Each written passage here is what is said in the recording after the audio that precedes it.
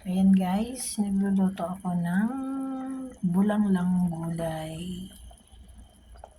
Ayan. So, nilagyan ko lang siya ng luya at tuyo.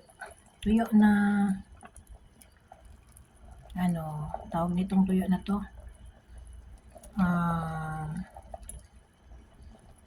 Yellow pin. Mix ko siya sa yellow pin na tuyo. Tsaka dorado. Dorado ang tawag, pero sa amin is pandawan. Malaking isda pa guys ba. So ayan, nilagyan ko siya ng sitaw. Ngayon, ilagay ko na yung ating kalabasa. Ito yung ating kalabasa guys. Tataka kayo, may kasamang yan. Kasamang buto. Sinama ko kasi gustong-gusto ko yung buto. Gustong-gusto ko siya. Mas gusto-gusto ko yung buto ng kalabasa. Pinapapak ko siya guys.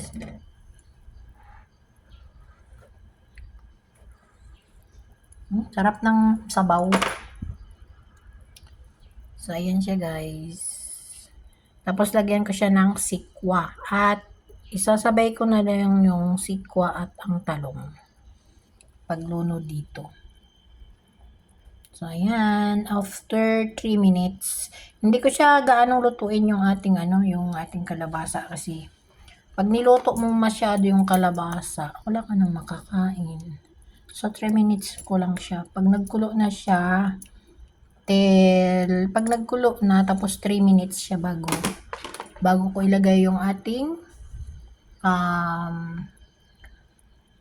sikwa at talong. So, ayun. Sarap-sarap niyan, guys. Gustong-gusto ni Lola yan. Ayan. So, ayan siya, guys. Diba? So, nagkulo na siya.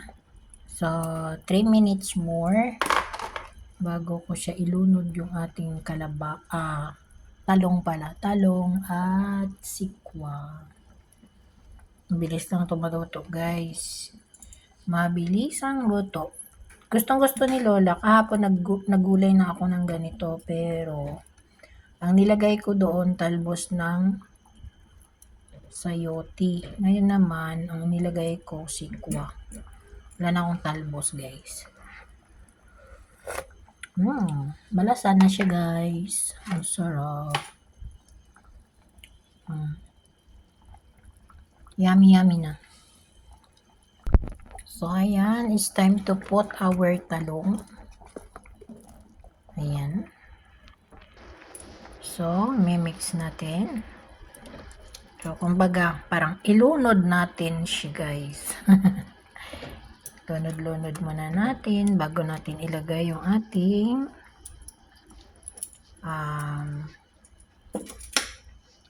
sikwa. So, time to put the sikwa. Ayan. So, more gulay kami ngayon, guys. Kasi hindi ako nagre-rice sa gabi. So, itong ulam namin is for tanghalian at hapunan. So, magluluto na lang ako ng ibang ulam kay Lola. Bukod dito, magluto ako ng ibang putahe. So, ito sabaw niya. I think magluto ako ng itlog with sibuyas. So, yan siya, guys.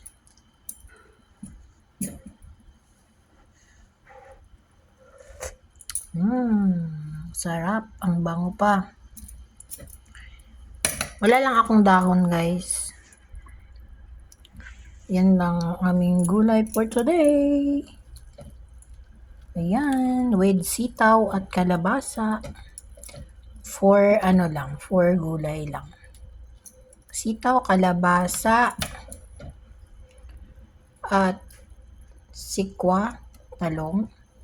Tapos nilagyan ko lang siya ng luya. At syempre, yung ating tuyo. Tuyo na yellow pin. At saka dorado, minix ko siya. So, ayan siya guys. So, lagyan natin ng sibuyas dahon para mabango. Mabango ang ating sabaw. O, diba? Yummy, yummy. Pwede nang kumain guys. Luto na yung ating gulay. Basta may sabaw lang. Ang lola kong Taiwanese ay nahawaan na sa mga Pinoy. Nahawaan na siya sa amin. Mas gusto niya yung lutong Pinoy kaysa luto nila. So, ayan.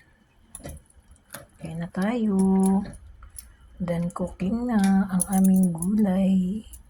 Ang makulay na gulay.